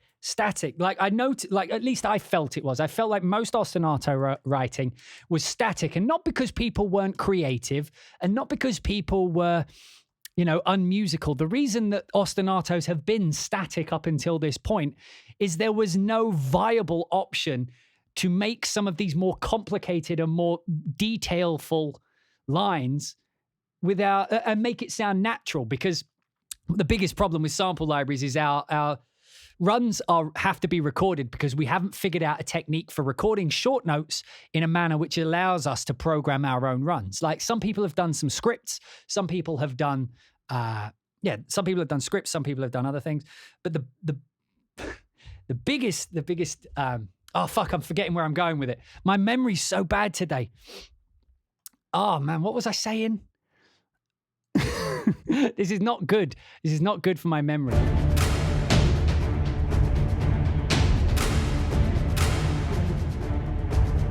Where was I going with that? I was going somewhere profound with it. But the thing that I've realized is that because of the technology, because of the way that this has been programmed, yeah, that was it. So convincingly, like you couldn't write convincing lines because you didn't have a way in which to do half of the cool sounding things. There was no good way up until now to do a fall into a spiccato. There was no good way to do a run that was followed by a figure. There was no way to do there was no good way to do that. The only way you could do it was with a workaround, and the workaround usually would be using short notes on one track and then using runs on another track and then trying to blend them in the mix so that they sounded like they were a unified element. Whereas when they're coming out of action strings, because they're recorded the same hall, the same articulations, all in the same space, it allows you to piece together the ostinato that you want to, rather than the ostinato that the technology will allow you to do. And that's what I was saying about DLC towards the beginning. Like, obviously, this doesn't have every figure known to man. Obviously, there's a few things like being able to go between major and minor, runs, diatonic runs. I wish that there was a way to set the key and then it would just match whichever major or minor would be in the key of the key that you pushed. Of the piano key, of the key scale that you pushed. Like, I wish that was an option, because that would make that would take another process. That would save me 5 clicks having to save the patch, type what it's called, load a new patch, reload it, and then change the minor to major. Like, that's how I would have to do it if I wanted to create a variation, which I showed you at the beginning of the stream. If I wanted to variate that specific thing, I would have to do it in that manner.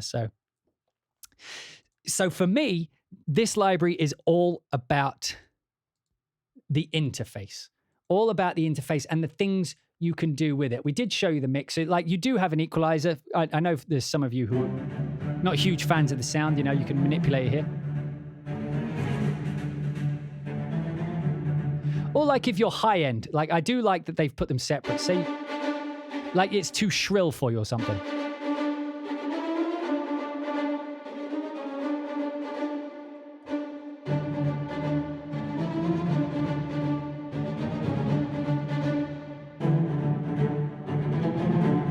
And of course, we can move these off to the left, move these off to the right.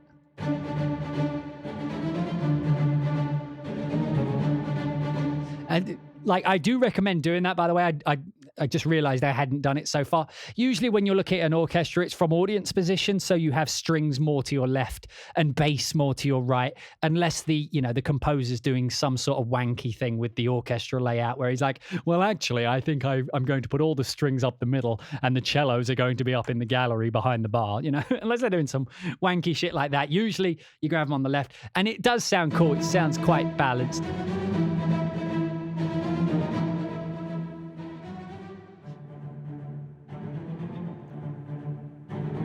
Let's go for a few more presets.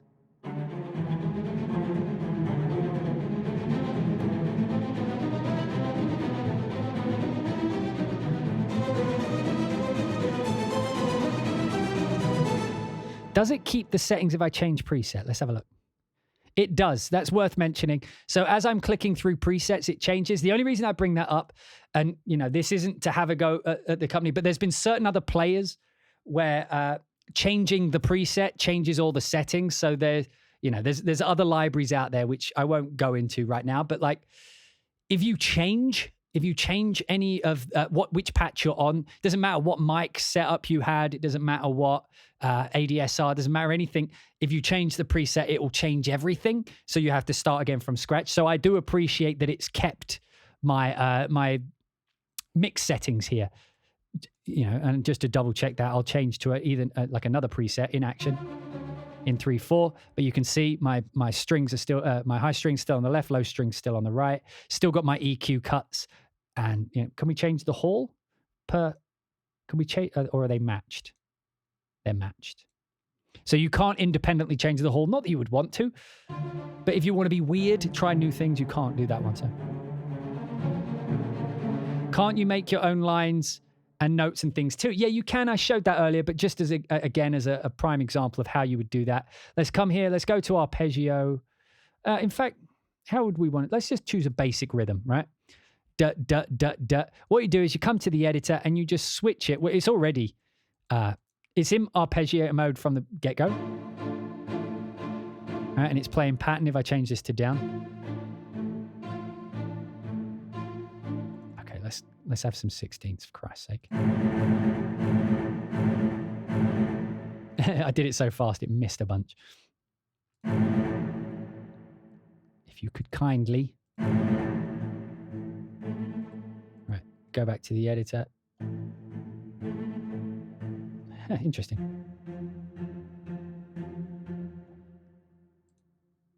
What? What?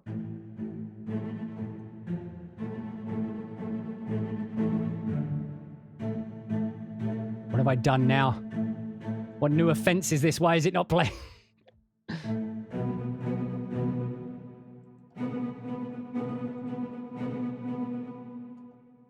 Interesting. It's not playing high. Did I load in low? Did I load in the low sounds or something? Or something? I don't know. I'm not sure what I did then, but it was only playing bass in the top end. I'm finding quite a few, not bugs, but yeah, let's try it again. Arpeggio.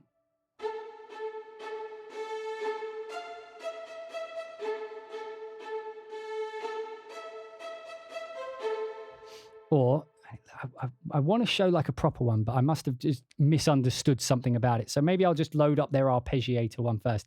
Yeah, so it seems like you have to use like an arpeggiator specific one. Anyway, so this is really cool. So this is a feature not many people utilize well enough. So that is a very common oscillator, da-da-da-da-da-da-da, that thing. That's happening because it's on the top two. So that means if I'm playing a chord, it's only ever playing the top two notes with that rhythm. I'm playing a massive chord right now. If I lift this hand off. Right? And the bass end is playing, should just be the lowest, which means if I play a triad, if I play just three notes, the top two will be on the violin and the bottom one will be on the bottom. Right? Simple enough. But you're not locked to that. You can change the top two to the middle. So now it's not the top note, it's just the middle note. or the top 3. Now it'll play, if I play like 4 notes.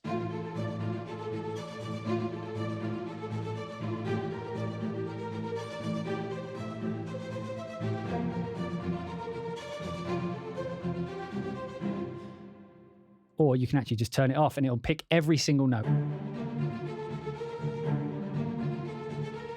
If you wanted to play it that way.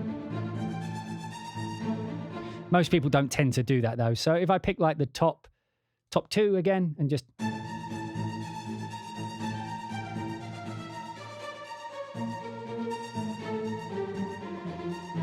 So if I keep this one going down here, I could be like, what could I do? I could be like, oh no, I couldn't. My fingers aren't that wide.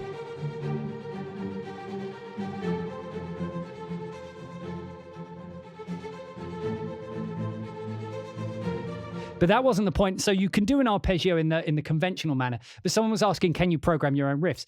And yeah, so I call it like the way we do it in Project Chaos. It's like a step sequencer. So this, it's just a bit finicky to use because of the small things. But as you can see, that's actually moving up the stave. So 7 would be a perfect 5th. So da da da, and then we'll just do like this. Da, da, da, da, and then we'll just keep that riff going like that. So 7 and then 5. And the reason I don't mind spending the time doing this here. So yeah, I understand now why the arpeggiator wasn't working. The reason it wasn't working is because I was using blocks, phrases like this. These won't work with the arpeggiator. These won't, right? The falls, only the singles will. So if you want like 16th note, you just click in all 16ths or, you know, staccatissimo. Staccatissimo should work, right? Let's just do these last ones as staccatissimo and see if it works. Again, we're just sciencing it. That's what we're here for. This is what I would do in my work life, so it's what I do on stream. So now can we program these? We can. So these ones, same thing, except these are going to be a little bit more aggressive. 5, and then, oh, for fuck's sake. 3, 2, and then 0, 2, 0, 2, 0, 2, like that. That's major.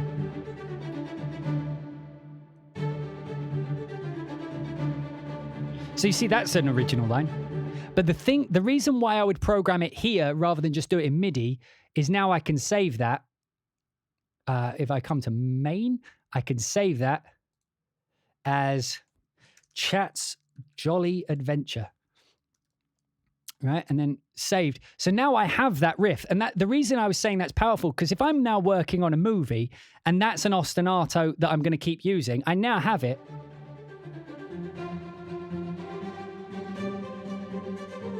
But I have it in every key.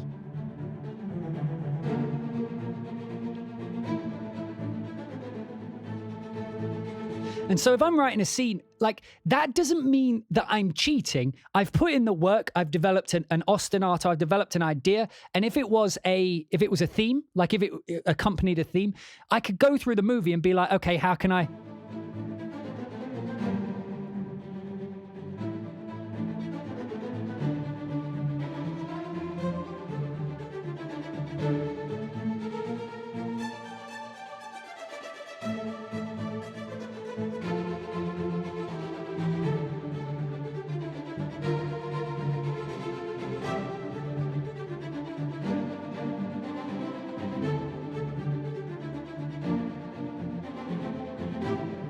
So you see there, because this is just a flat line here, so this bit I can't play as chords, right? Obviously, because the harmony would fuck it up if I play a different note. But what you can do is you can plan for like you see how in this section here I have nothing but just bass note, right? That means that when I get to that part, I can play a chord.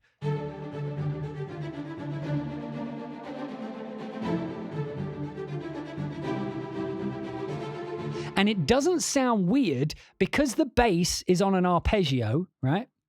That's playing the lowest. It doesn't matter what I play. If I play a chord at the top, it won't fuck up the bass line so long as I keep the bass line separate. So...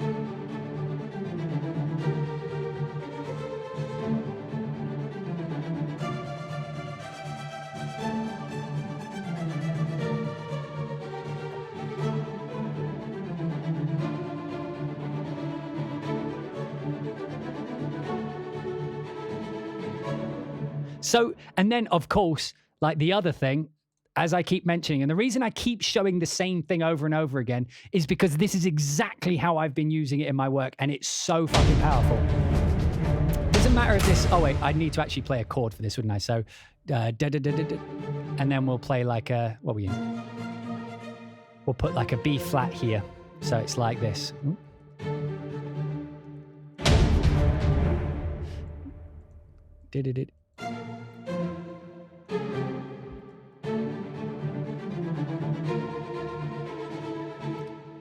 Don't really like that. Like, we'll go up to a C or down to a C.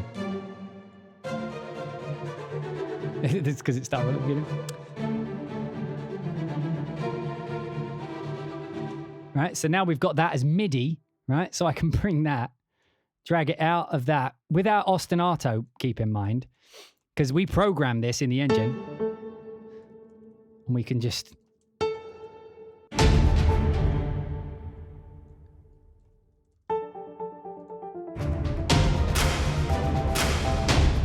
It's not in key with everything else we're doing, so I'm just gonna, and then like, you know, I don't know, we could be creative and whack it on a marimba.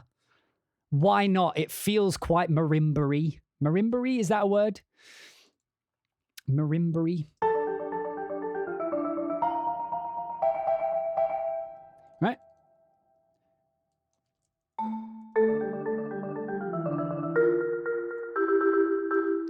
But now we have it as MIDI. We can do all sorts with it, you know, like we don't have to be stuck to the line. You know, we could take this, and if we wanted to, we could harmonize this. So we could, oh Christ, what would it be though?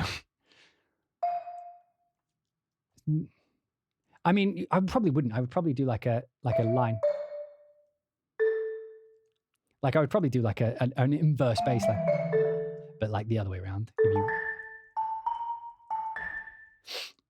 but inverse and not so fucking loud.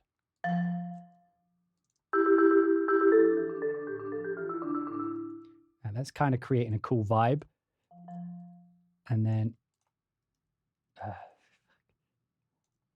I wish there was like, I wish Cubase could read context. Obviously, I don't want to quantize it before the beat, nor do I want it to be hanging off of beat one. It like, that's always a weird thing with it. But yeah, so now we've got the line. We can, this bass line, which had nothing to do with action strikes, we can now have come in the middle.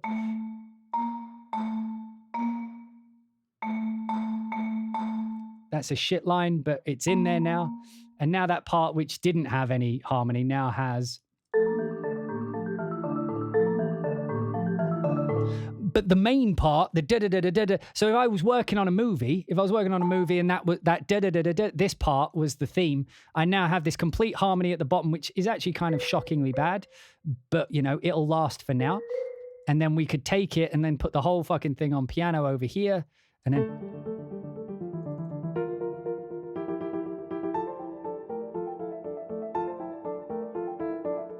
it does sound quite interstellar. Should we put it on an organ? Should we put it on an organ? Let's do that. In fact, we can't. We can't. I'll tell you why another time. In fact, do I have the Leeds organ? Wait, let me see if I have the Leeds organ. Leeds organ. No, over here, please. Leeds. There we go. We'll put it on an organ. I thought I deleted it, but apparently I haven't. Okay, I'll put that same line on an organ just so you can hear. But the point I'm trying to make is how ostinatos, even for other instruments, are instantly improved and more complex and more detailed because you have the option to do it and audition it quickly. Whereas usually we will just say, there's no point me even venturing, there's no point me even putting in the mind power expending the energy trying to figure out whether this type of thing will work, because historically it hasn't, you know, like using runs and chromatic things like that.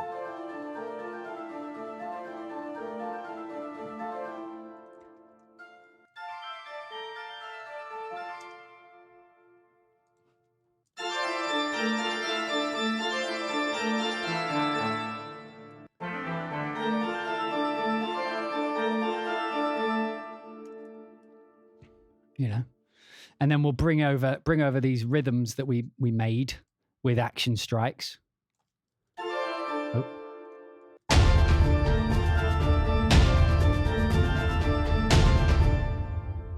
And we could actually put the same thing up on the cello up here, whichever one it was. It was this one, I think.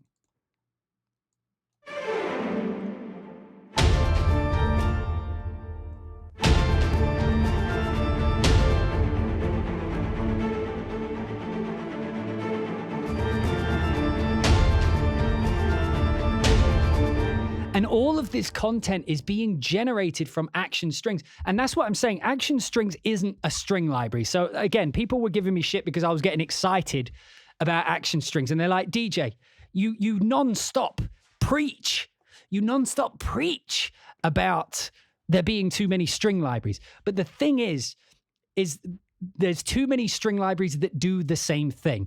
There is a saturation of string libraries that just give you articulations. What this is doing that nothing else does is it finally gives us a logical way to create ostinatos, not only for strings, because we have MIDI out, to create ostinato and rhythmical patterns easily just within the engine, just by pushing a key. And we can do it in the engine, but audition the rhythms in front of us. So instead of having to try to think, oh, what would it sound like if a like the amount of time it would take to set that up?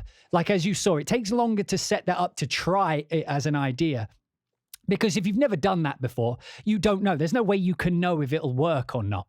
You have to try it. It's science. You have to science that bitch. That's how music works. If you don't know something, like, is it empiricist? Is that like using evidence to figure it out? Like that's what you're doing. You're figuring out, you're using empirical data, you're using evidence to figure out how something works. So if you've never heard the rhythm in that manner before, that you would have to program it in order to know what it felt like to you. Whereas this allows you to quickly prototype different rhythms together using all of the same rhythms you would learn if you were to study music theory, right? It's not cheating just to have them in front of you. You are still responsible for choosing which notes go where. That's what a composer does. Just having the notes in front of you doesn't change that. You have to go in with a compositional intent. Anyway, just having them laid out and being able to audition saves you so much time trying ideas that you've never heard before and seeing whether or not they work for you. And if they do, not only do you then have something which works, because you can MIDI out, you can now take that rhythm that you just created that you've never heard before, or at least don't hear enough to know how it feels. You can now render that on as MIDI and just have it on the drums. You don't even have to have strings involved. You don't even have to have strings involved. Thank you so much, Hal Valid. You are absolutely right. I wanted to check how it sounded with sub bass. So let me pull in Diva. Good call. That's why we have Hal Valor. He's got a good memory. I mean, he's a nice guy as well. We don't only keep him around for his memory. That's a harsh thing. Right, let's have a look. So let's create like a bass part. I mean, let's just load up a whole new one. I mean, it's a bass part. It's a bass part. We don't have to get crazy with it. I wish there was, yeah, anyway, so we don't need this, so we'll just solo the bass part and we will make it basic rhythms.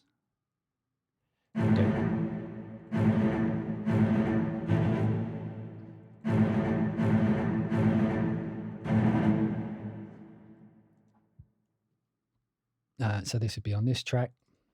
Where we have it here. Christ's sake, man. Right,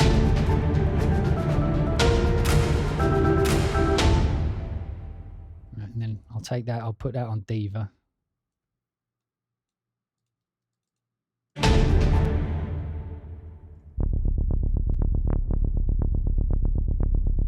Yeah, it doesn't quite work like that, does it?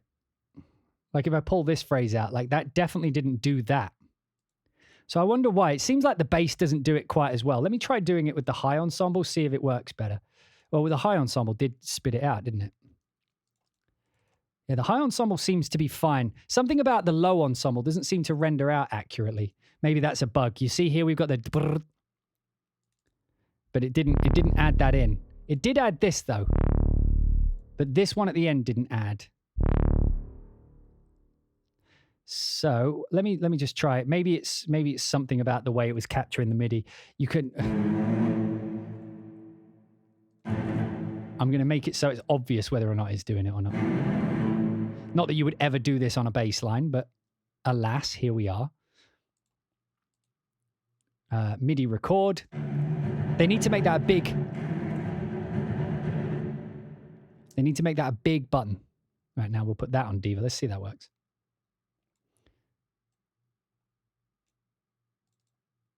Yeah, so pick that up, got that right. Didn't do the run. Yeah, so like the second half just gave up. You see that? I'm not sure why it did that. It didn't happen with the high end. The high end still got its parts. You see, like, but I'm not sure why but for some reason this one just didn't do this rhythm at the end. So I'm not sure why. Maybe hopefully they can answer that for us at some point. But anyway, so let's try this on the bass.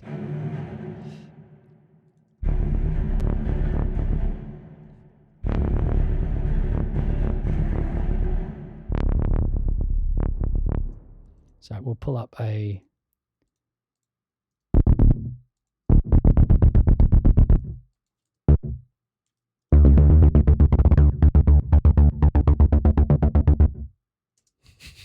And then I would probably not be going that fast.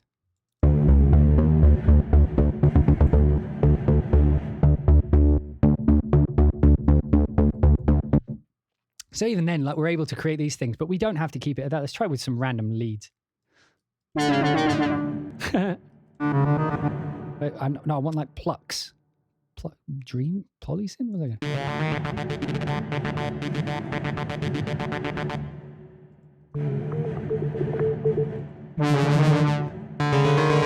You see, like, even if you're doing bizarre EDM things, there's use for it as a ostinato prototyping tool. I think that's probably more apt for what it is than a string library. It is an ostinato development tool. And it should be considered as such. I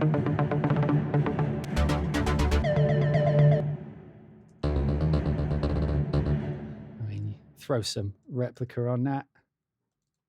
Whack it in black hole. Maybe a filter.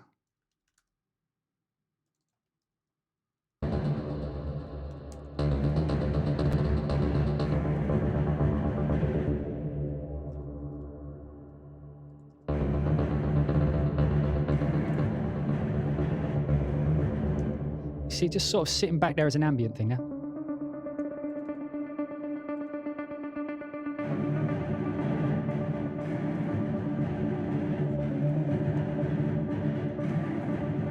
Now if I get rid of that, get rid of this, and then just put it back in with the rest of the track.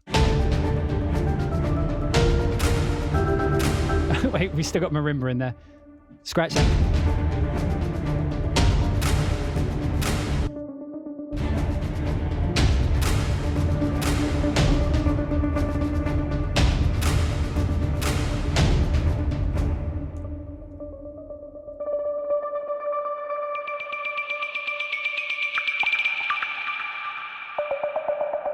Don't like the sound of that.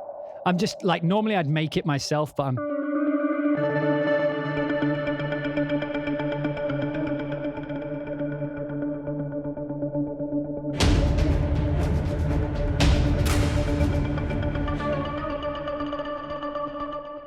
I mean, it's a bit throaty, that one, but...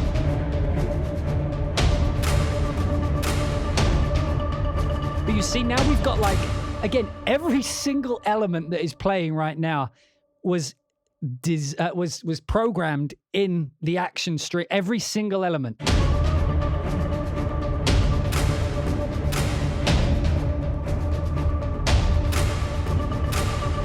And that's what I'm saying. It's like it's an ostinato generating engine, an ostinato prototype.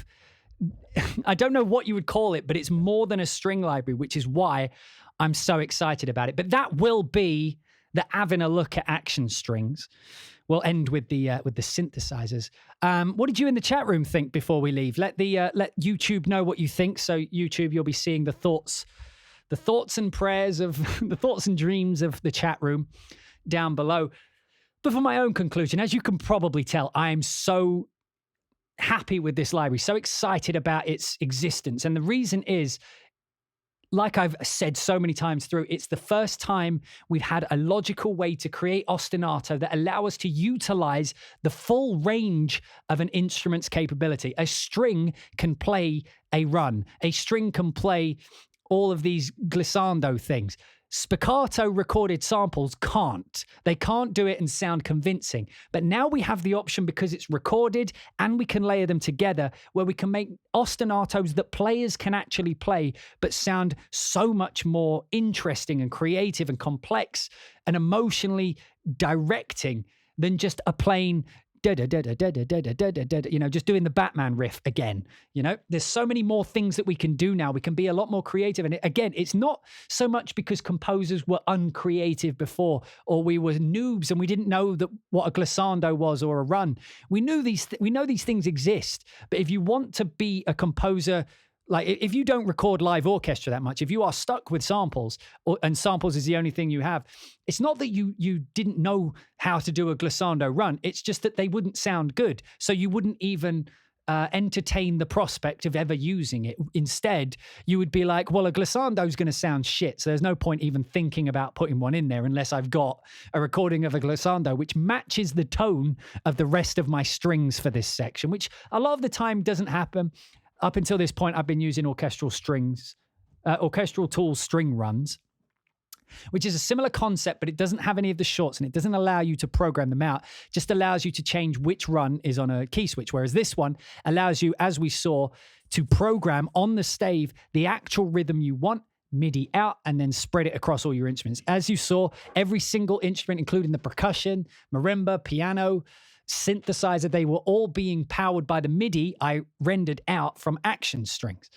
And so I wish they would just release it as a plugin of its own called like the ostinato engine or something like that. I would gladly pay for that. I do want them, we did mention, I do want them to add a key option. And by that, I mean being able to assign which key you're writing in, and then just playing the notes. And if you've chosen a run, it will adapt the run to be diatonic. And diatonic just means within the key, right? So instead of chromatic, where it's just every note, diatonic is just in the key. So like if I push, if I'm in D minor and I push D, if there's a minor run in there, it knows it's minor because in D minor, the D is minor.